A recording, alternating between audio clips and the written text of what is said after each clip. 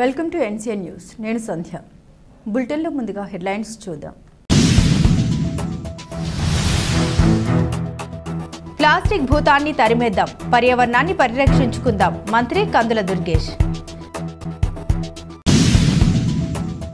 పర్యావరణ పరిరక్షణలో భాగంగా ఆరోగ్యకర జీవన విధానానికి ప్లాస్టిక్ వాడకాన్ని తగ్గించాలని మంత్రి కందుల దుర్గేష్ ప్రజానికానికి పిలుపునిచ్చారు.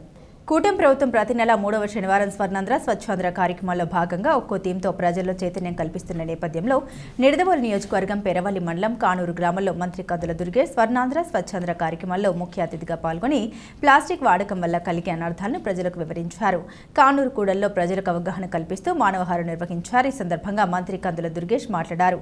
ప్లాస్టిక్ వాడకం, రిఫ్రిజిరేటర్, ఏసీలు తదితర వస్తువుల వినియోగం వల్ల వెలువడే వాయువులతో ఓజోన్ పొరకు విచ్ఛిన్నం ఏర్పడి పర్యావరణానికి హాని కలుగుతున్న నేపథ్యంలో ప్లాస్టిక్ వాడకాన్ని తగ్గించి క్రమక్రమంగా అంతం చేద్దామని అన్నారు. తద్వారా మన గ్రామాలను ప్లాస్టిక్ రహిత గ్రామాలుగా తీర్చిదిద్దడానికి సమిష్టిగా కృషి చేయాలని సూచించారు. ప్లాస్టిక్ కవర్ల వినియోగంలో ప్రభుత్వం నిర్దేశించిన మార్గదర్శకాలను ప్రజలు పాటించాలన్నారు. ప్రస్తుతం ప్రధాన నగరాల్లో ప్లాస్టిక్ బాటిళ్ల స్థానంలో గాజు సీసాలు వినియోగిస్తున్నారని తెలిపారు. ఎవరికి వాళ్ళు తమ తమ ఇండ్లతో పాటుగా ప్రభుత్వం నిర్మించిన రోడ్లను, కాలువల్ని పరిశుభ్రంగా ఉంచుకోవాలని కోరారు. మన పరిసరాలు పరిశుభ్రంగా ఉంచుకోకపోతే అనారోగ్య బారిన పడతామని తెలిపారు. ఈ కార్యక్రమంలో కానూరు సర్పంచ్ భావన మధు, డివిజనల్ పంచాయతీ అధికారి Y Ammaji, MPDO K Uma, Rajyalakshmi, Padmaja, మండల tahsildar K Niranjan, CDPO M Asha, Rohini, నాయకులు పిప్పర్ రవి, వాకలపూడి వీరాజు, ముల్లపూడి రాజేంద్ర ప్రసాద్, కోలా సీతయ్య, కూటమి నాయకులు తదితరులు పాల్గొన్నారు.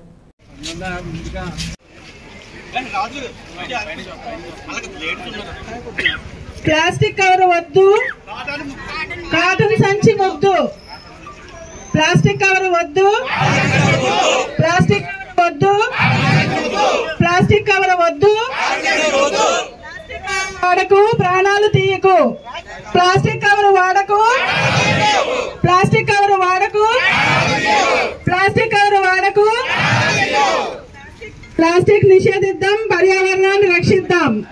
ప్లాస్టిక్ నిషేధిద్దాం, ప్లాస్టిక్ నిషేధిద్దాం, ప్లాస్టిక్ నిషేధిద్దాం, ప్లాస్టిక్ నిషేధిద్దాం,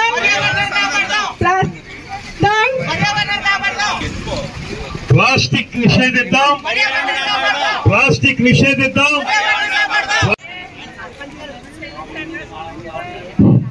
లోపల వాళ్ళందరూ మానవాళి రావాలండి.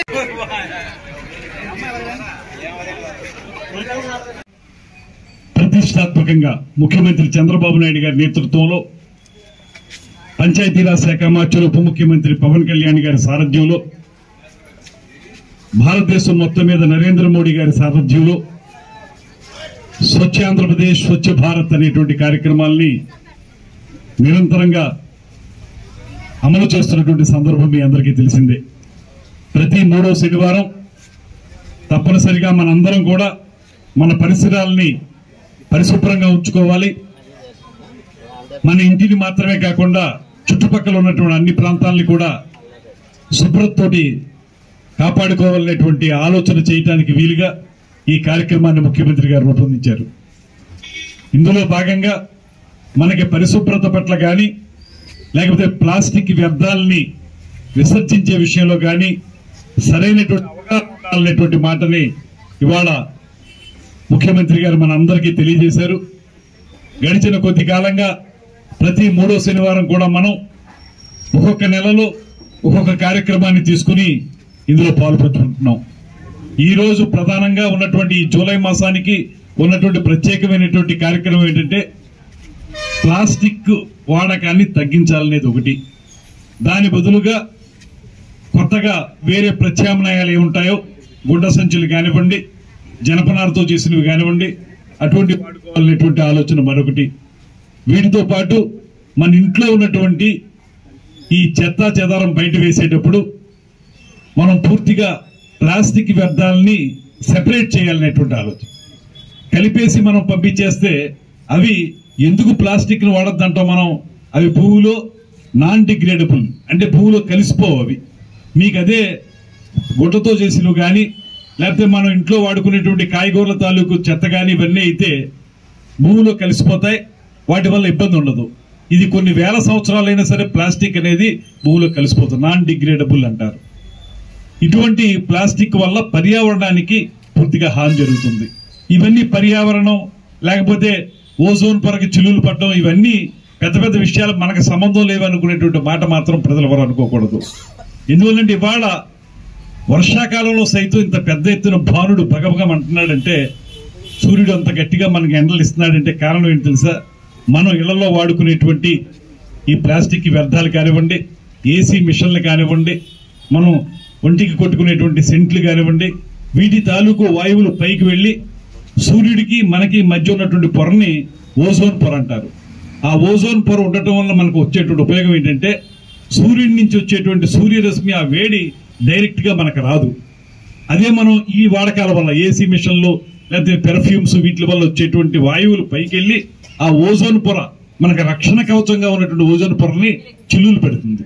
చిల్లులు పెట్టినప్పుడు సూర్యుడి యొక్క సూర్యరశ్మి ఆ వేడి డైరెక్ట్ గా మన మీదకి వచ్చేస్తుంది. అందుకే మీరు చూడండి, సంవత్సరానికి మనకి వేడి పెరిగిపోతా ఉంది. మామూలు శీతాకాలంలో వానాకాలంలో కూడా విపరీతమైన ఎండలు ఉండేటువంటి పరిస్థితి మనకు కనపడతా ఉంది. ఇటువంటి అన్ని విధానాల్ని మనం పక్కన పెట్టి పరిశుభ్రతను కాపాడుకోవాలి. తద్వారా మన ఆరోగ్యాన్ని కాపాడుకోవాలంటే మాత్రం మనం 100% స్వచ్ఛ ఆంధ్రప్రదేశ్ వైపు ప్రయత్నించాల్సినటువంటి బాధ్యత ఉంది. ఒకటి, మీరు ఇంట్లో ఉండేటువంటి చెత్తని 2 రకాలుగా విభజించుకోవాలి. మీకు కాయగూరలకు సంబంధించినటువంటి మిగులు ఏదైతే ఉంటుందో దాన్ని సెపరేట్ చేసుకోవాలి. ప్లాస్టిక్ అటువంటివి ఏవైతే ఉన్నాయో వాటిని సెపరేట్ చేసుకోవాలి. మీ ఇంటికి ఆ బళ్ళు వచ్చి సెపరేట్ చేసి ఇస్తారో వాటిని విడదీసుకునేటువంటి ఆలోచన కూడా చేసుకుంటే, ప్లాస్టిక్ ని ఏం చేస్తారంటే వాళ్ళు పట్టుకెళ్ళినప్పుడు రీసైకిల్ చేస్తారు. అంటే మళ్ళీ వాడుకునే విధంగా ప్లాస్టిక్ ని వాడుకుంటారు.